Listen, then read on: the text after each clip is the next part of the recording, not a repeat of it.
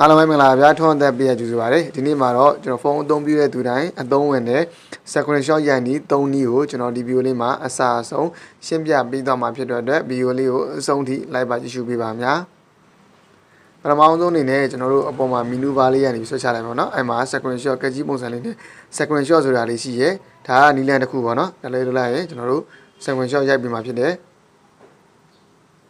အဲဒါဆို screenshot ရိုက်သွားပြီပေါ့နော်ဒါကနီလန်တစ်ခုပါများနောက်တစ်ခုကတော့ကျွန်တော်တို့ဒီမှာလက်3ချောင်းဆွဲပြီးတော့စကွန်ရှော့ရိုက်တဲ့နီလန်လေးပေါ့နော်ဒါလေးကိုတော့ကျွန်တော်တို့မဖွင့်ရသေးဘူးဆိုရင်ကိုယ့်ရဲ့ဖုန်းထဲမှာကျွန်တော်တို့ setting ထဲကိုဝင်ပေးရမှာဖြစ်ပါတယ်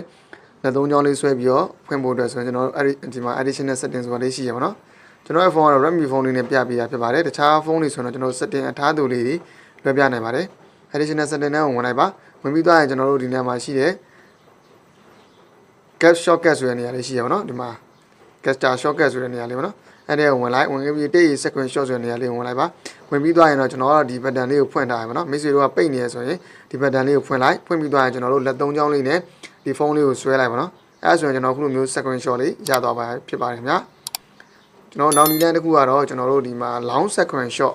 ရှိုက်တဲ့နီလန်လေးပေါ့နော်ကိုကတကယ်လို့ long screenshot ဒီဟိုဘယ်လိုပြောရမလဲအရှိကြီးဒီလိုမျိုးဟာအရှိကြီးလိုချင်တယ်ဆိုရင် long screenshot ရိုက်လို့ရတဲ့နီလန်ရှိပါတယ်အဲ့ဒါခုနကပထမဆုံးနီလန်လိုပဲကျွန်တော်ဒီမှာ screenshot တစ်ခုရိုက်လိုက်ပါနော်ပုံစံမျိုးရိုက်လိုက်ရိုက်ပြီး16ဆိုတဲ့ဟာလေးရှိရပါတော့ဒီမှာကျွန်တော်တို့ဒီ screenshot ရဲ့နေရာမှာ16ဆိုတဲ့နေရာလေးရှိရပါတော့ကျွန်တော်ပြန်ရိုက်ပြမယ်နော်လက်3ချောင်းနဲ့ပဲကျွန်တော်ရိုက်လိုက်ပါနော်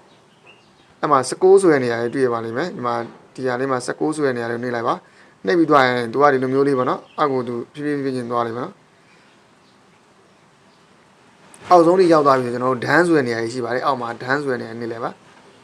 အဲ့ပြီးသွားရင်ကျွန်တော်ဒီလိုမျိုးဖြစ်သွားမယ်နော်ဒီလိုမျိုးလေးဖြစ်သွားမယ်အဲ့လိုမျိုးလေးဖြစ်သွားမယ့်အရာကိုကျွန်တော်တို့ဒီမှာကိုလိုချင်တဲ့နေရာလေးကိုကျွန်တော်ညှိလို့ရပါတော့ဒီစိတ်ပိုင်းဒီပဲလိုချင်တယ်